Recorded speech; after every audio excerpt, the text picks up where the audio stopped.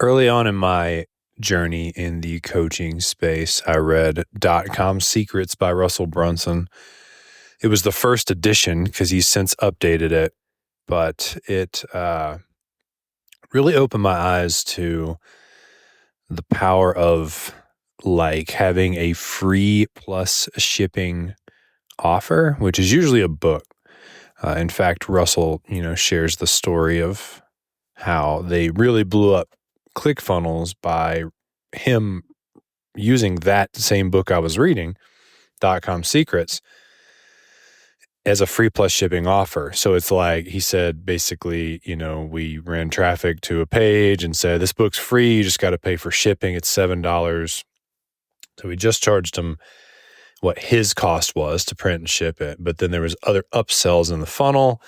And then that he was able to buy a lot of traffic profitably, run it through that funnel, build a customer list of people who read his book, which means they were really warm. And he basically said in the book, like almost verbatim, he said, like, I think you're crazy if you don't have a free plus shipping offer in your business.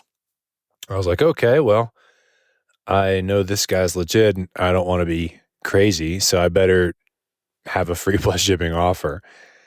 And so I wrote my first book, Fire Yourself. I just figured out like one of my niches in real estate success was the ability to hire acquisition managers, which is a fancy word for salespeople, and help them have them help find deals for our business.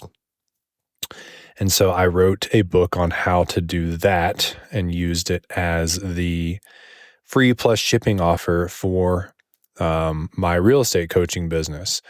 And I never really ran paid ads to it. I did it for like a little while, but I did have upsells in the funnel. And, that book sold pretty decently in that funnel just because, it was a pretty niche topic and I was kind of the go-to person for that.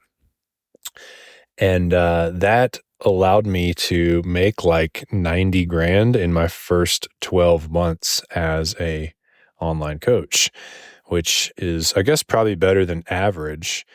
And it was really the combination of having like a niche topic and also having a book that was in a funnel about it. I really screwed up though, because I didn't have like a backend coaching program that helped people execute on that book. I didn't know that should be the same.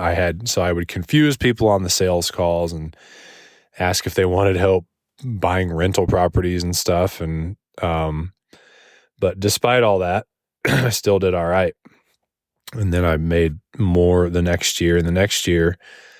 But that's like kind of how I cut my teeth on this whole book writing thing. Is it all just started with me reading Russell's book and being like, well, I got to do what he says. And then I picked a topic.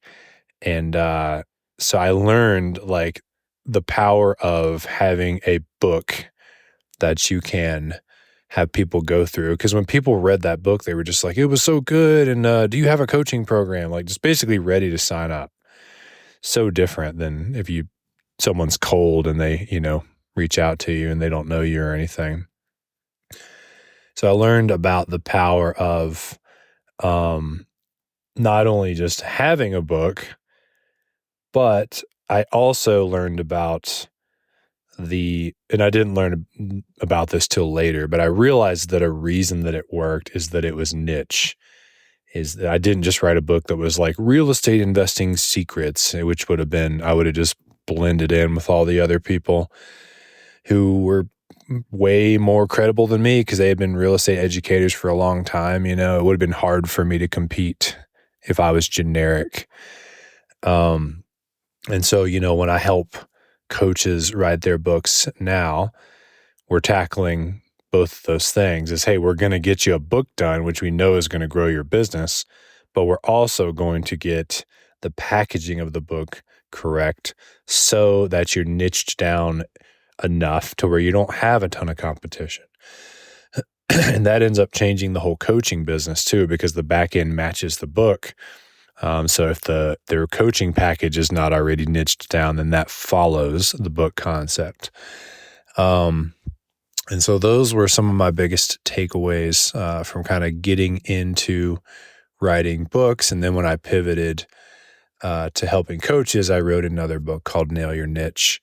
And that was about helping a coach choose their niche. At that point, I had some awareness that you needed to be like the first to do it if you were going to have success.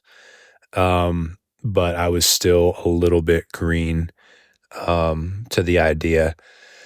But I just wanted to share kind of the journey of like, how did I even get into writing books to grow my coaching business, and now doing what I do, which is helping coaches publish books to grow their businesses.